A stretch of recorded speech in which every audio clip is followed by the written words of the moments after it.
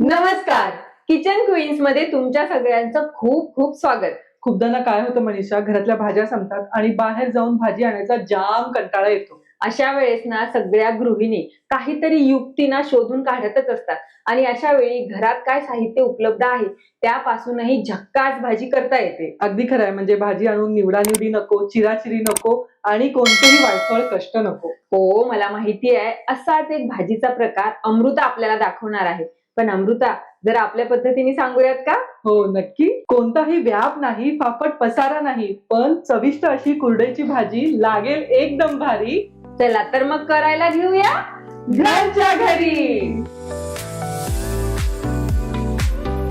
सहसा मनीषा, कुरडया या सगळ्यांच्या घरात असतात. उन्हाळ्यात कुरडया केल्या जातात. तर ह्या कुरडया खूपदा असं होतं की आपण नवीन वाळवणं करतो, तर जी खाली वाळवणं राहतात ती वापरायला नको वाटतात. तर कुरडयांचा तुमच्याकडे चुरा असेल किंवा जुन्या कुरडया असतील तर त्या कुरडया आपल्याला घ्यायच्या आहेत. किमान एक कुरडईची भाजी एका व्यक्तीला पुरते. ह्या अंदाजाने आपण 4-5 कुरडया घेतलेल्या आहेत. या कुरडया आपल्याला थोडंसं कोमट पाणी करून त्याच्यात 1 तासभर भिजायला घालायच्या आहेत. आता आपल्या प्रेक्षकांना दाखवण्यासाठी मी या कुरडया आधीच पाण्यात घालून ठेवल्या होत्या आणि ह्या 1-1.5 तास भिजलेल्या आहेत पाण्यात. तर तुला मी दाखवते आता की ह्या किती छान मोकळ्या झालेल्या आहेत. मनीषा, आता आपण ह्या कुरडया पाण्यातून काढून घेऊयात. बघशील किती सुट्ट्या, हो, कुठेही त्या चिकटून नाही आलेल्या. फक्त काळजी एकच घ्यायची आपल्याला की आपल्याला ह्या जुन्या कुरडया वापरायच्या आहेत. नवीन कुरडई जर का तुम्ही पाण्यात भिजवली ना की तिचा लगदा झाला हो. म्हणून समजा. हो हो आणि ह्या गव्हाच्या चिकाच्या कुरडया आहेत हो ना हो, अमृता? अगदी. ह्याचं पाणी फक्त व्यवस्थित आपल्याला नितरून घ्यायचं.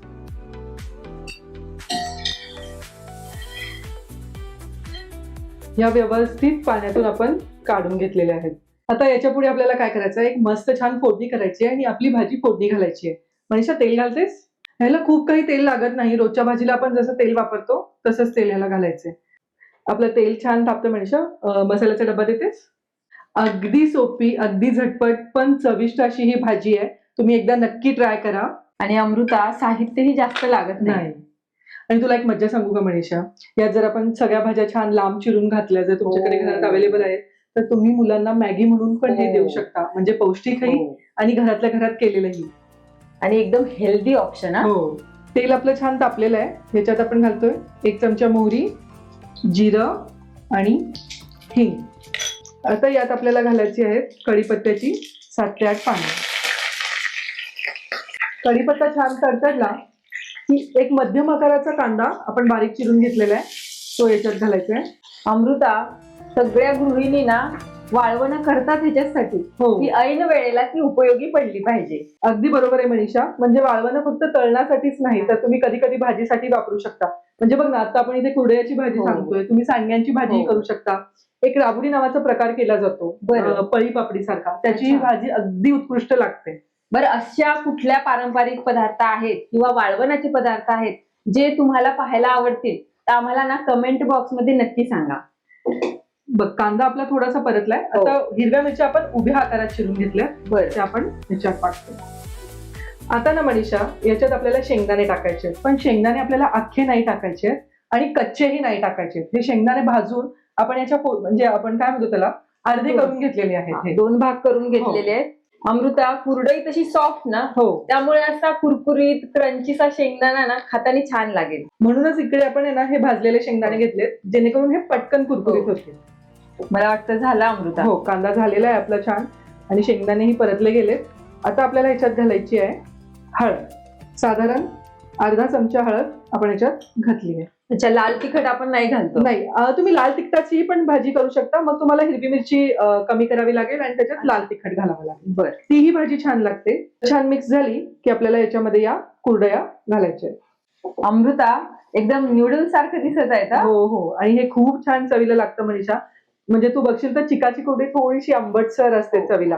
त्यात आपण हिरव्या मिरच्यांची फोडणी दिली आहे. चव अगदी भन्नाट लागते ह्याची. मनीषा, आपण आता इकडे भाजी केली आहे, पण जर तुम्हाला मुलांना द्यायचंय तर तुम्ही याच्या छान मस्त सगळ्या लांब चिरलेल्या भाज्या घाला आणि मधल्या वेळेत नूडल्स सारखंही बनवून देऊ शकता. म्हणजे बेस्ट ऑप्शन आहे अमृता हे. तो आता बघशील आपण जरी हे घातलंय फोडणीत, ते आपोआप ह्याचा चुरा झालाय आणि छान आपली कुरडई भाजली गेली याच्यात.